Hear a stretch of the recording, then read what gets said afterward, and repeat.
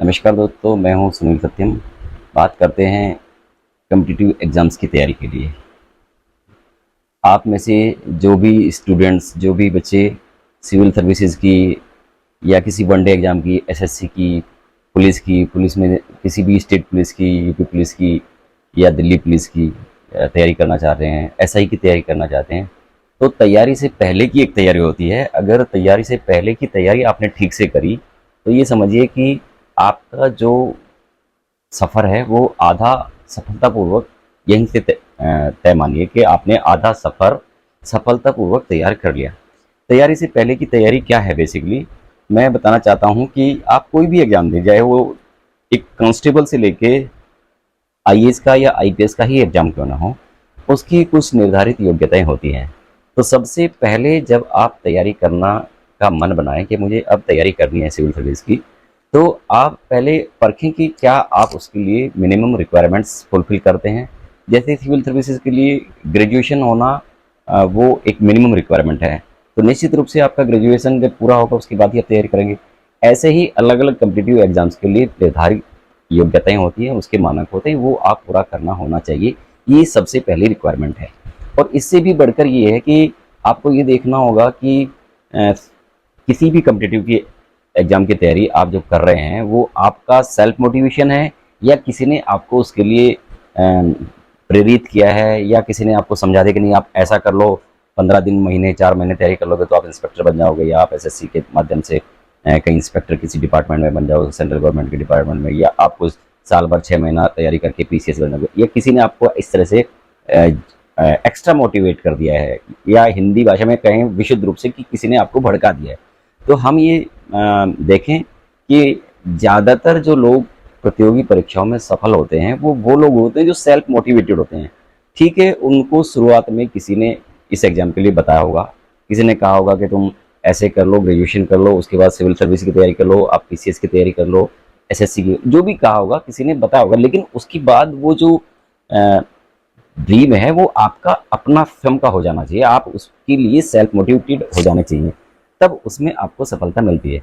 तो ये दो तीन चीज़ें हैं। इसके बाद जब हम मन बना लेते हैं कि हमारे पास एसेंशियल रिक्वायरमेंट्स भी हैं, हम पूरी करते हैं, और हमारा उसके प्रति एक डेडिकेशन और सेल्फ मोटिवेशन भी है।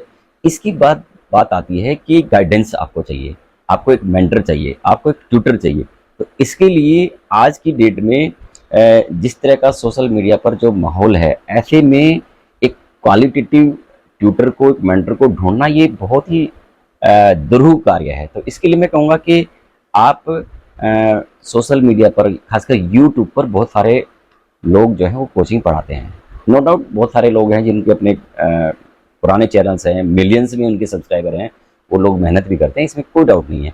लेकिन मेरा ये कहना है कि सबसे अच्छा होगा, ये बेहतर होगा कि आप जब तैयारी करें तो जिस भी व्यक्ति से आप कोचिंग लें, ऑनलाइन कोचिंग लें, ट्यूशन लें, तो आप अपने ट्यूटर का, अपने कोच का बैकग्राउंड चेक करिए। आप बैकग्राउंड में उसकी चेक करें कि जो आपको कोचिंग दे रहा है, जो आपको पढ़ा रहा है, उसका खुद का बैकग्राउंड क्या है। क्या वो एक फेल्योर है, या फिर उसने किसी समकक्ष परीक्षा में उसने कोई सफलता प्राप्त की है। ये देखना बहुत ज़रूरी है, क्योंकि मैंने पहले भी कहा है कि ट्यूटर है, मेहनत करते हैं, लेकिन वो किस डायरेक्शन में आपको लेके जा रहा है ये बहुत मायने रखता है।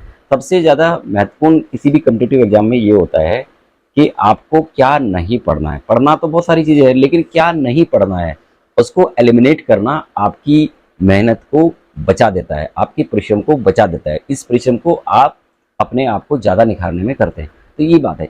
इसके बाद मैं ये बताना चाहता हूँ कि हमारा जो स्टडी करने का तरीका है उसमें सेल्फ डिसिप्लिन होना बहुत ज़रूरी है, क्योंकि आपको एक टाइम टेबल के हिसाब से, एक पूरे फ्रेम वे में आपको तैयारी करनी होगी। टाइम टेबल आपको डिसिप्लिन वे में उसको फॉलो करना है। आप ज़्यादातर बच्चे घर से बाहर रह के तैयारी करते हैं, रूम लेके तैयारी करते हैं, तो आपको वहाँ सुबह आके जगाने वाले, उठाने वाले आपके मम्मी पापा नहीं होंगे। तो आपको सेल्फ डिसिप्लिन होना पड़ेगा। अलार्म भर दिया, आपको सुबह 5 बजे उठना है, तो 5 बजे उठना है। अलार्म बज रहा है, बजता रहा है, बजता रहा है, 5 के 5:30 बजे, 6 बजे, 6:30 बजे, वो नहीं। 5 बजे अलार्म बजा, आप भगवान का नाम लेके जो भी जिस भी देव का आराध्य का आप नाम लेते हैं उसका नाम लेके और बॉडी को स्ट्रेच करते हुए आप खड़े होंगे। आप जाके फ्रेश होंगे, आप अपना मुंह धोएंगे और टॉयलेट वगैरह जाएंगे। उसके बाद अपना थोड़ा सा बाहर खुली हवा में आप 2 मिनट घूमेंगे और अपना टाइम टेबल के हिसाब से पढ़ने बैठ जाएंगे। तो इस प्रकार का सेल्फ डिसिप्लिन आपको बनना पड़ेगा। ये कुछ चीज़ें हैं। इसके बाद फिर जो है अब हम इस वीडियो के बाद मैं समझता हूँ कि कुछ चीज़ें हैं मैं बीच बीच में आपको बताता जाऊँगा, क्योंकि जैसे आजकल एक नाम धन्यस्वर बहुत बड़ा नाम है, मैं यहाँ किसी का नाम नहीं लेना चाहता हूँ, तो वो सिविल सर्विसेज में एक बड़ा नाम बन चुके हैं। 2002 में मैंने भी सिविल सर्विसेज का इंटरव्यू दिया था और उस बंधु ने भी दिया। तो वो बंधु इस बात को जानते हैं कि नहीं जानते हैं, लेकिन मैं अच्छी तरह से जानता हूँ, क्योंकि हम उस समय दिल्ली में कौटिल्य IAS अकेडमी के नाम से चलाते थे। मैं उसका ऑनर था, डायरेक्टर था, कुछ ही कह लीजिए कौटिल्य IAS अकेडमी का। तो हम वो चलाते थे, तो और वो भी अपना एक कोचिंग चलाते थे। तो उस वर्ष 2002 में यूपीएससी में उस बंधु के 970 मार्क्स आए थे, मेरे 1024 मार्क्स आए थे। हम दोनों ने इंटरव्यू दिया था। ये अलग बात है कि ना उनका सिलेक्शन हुआ ना हमारा हुआ। तो आजकल वो जिस दिशा में बच्चों को गाइड करते हैं, तो मैं ये गारंटी दे सकता हूँ कि उस अप्रोच को अपनाने वाले बच्चा सिविल सर्विस में सफल नहीं हो सकता। मैं नाम नहीं लूँगा, लेकिन उन चीज़ों को मैं बताता हूँ कि कोई भी एग्जाम में हम जाना चाह रहे हैं, हम पुलिस का कांस्टेबल ही क्यों नहीं बनना चाह रहे हैं, या हम दुनिया की देश की जो हाईएस्ट टफेस्ट जो एग्जाम है सिविल सर्विसेज में, उसमें जाकर के हम IAS बनना चाहते हैं या IPS बनना चाहिए, उन सब के लिए, क्योंकि हम गवर्नमेंट के सर्वेंट बनना चाहते हैं। तो गवर्नमेंट की कुछ रिक्वायरमेंट होती है। एक तो होती है इसेंशियल रिक्वायरमेंट, जैसे एजुकेशनल रिक्वायरमेंट, आपने ग्रेजुएशन किया हो, आपने फला डिप्लोमा किया, ये तो एजुकेशनल रिक्वायरमेंट हो। लेकिन उसके अलावा कुछ हिडन रिक्वायरमेंट्स होती है जो कहीं आपको पढ़ने को नहीं मिलेगी, लेकिन हमको समझना पड़ेगा कि गवर्नमेंट वास्तव में हमको एक कांस्टेबल के रूप में लेके, या हमको एक IAS के रूप में लेकर के, या IPS के रूप में लेकर के वो हमसे क्या चाहती है। अगर कोई ट्यूटर इस पॉइंट के अलावा आपको कहीं और लेके जा रहा है जो गवर्नमेंट चाहती है, तो आपका सिलेक्शन कभी होगा नहीं, ये मैं गारंटी के साथ कह सकता हूं। क्योंकि गवर्नमेंट सर्वेंट्स चाहती है, मालिक नहीं चाहती है। तो इसलिए उस सर्वेंट की भावना को रखते हुए आपको अपनी तैयारी में, अपने एटीट्यूड में उस चीज़ को पैदा करना पड़ेगा। तब उस दिशा में आप तैयारी करेंगे तो निश्चित रूप से आपका जो संघर्ष है वो कम हो जाएगा। इसके बाद हम धीरे धीरे, क्योंकि मैं आपको बता दूं कि मेरा जो सिविल सर्विसेज में सब्जेक्ट रहा है वो हिस्ट्री और ज्योग्राफी से हमने PCS क्वालिफाई किया था, और उसी से हम PCS में आए। तो हिस्ट्री में मेरा JRF भी है और ज्योग्राफी में मेरा अच्छा कमांड है। तो ये दोनों सब्जेक्ट और जनरल स्टडीज़ के पॉइंट ऑफ व्यू से, वो चाहे हिस्ट्री हो, चाहे ज्योग्राफी हो, या करंट अफेयर्स हो। और हिस्ट्री में भी, ज्योग्राफी में कई सारे पार्ट होते हैं, आप जानते हैं। उसका एनवायरमेंटल ज्योग्राफी होता है, उसमें पॉपुलेशन ज्योग्राफी होता है, इकोनॉमिक ज्योग्राफी होता है। उन सब चीज़ों को हम अच्छी तरह से मैं आपके सामने आने वाले वीडियोज़ में रखने वाला हूँ। निश्चित रूप से हमारा ये जो प्रोग्राम होने जा रहा है, हमारी जो ये क्लासेज होने जा रही है, इसमें ऑनलाइन आप हमसे जुड़िए, यूट्यूब पर जुड़िए। कोई सब्सक्रिप्शन चार्ज आपसे नहीं ली जाएगी। पूरी तरह से आपकी सेवा के लिए मैं और मेरे साथी बीच बीच में जो समय दे सकेंगे, हम निःशुल्क आपको कोचिंग देंगे।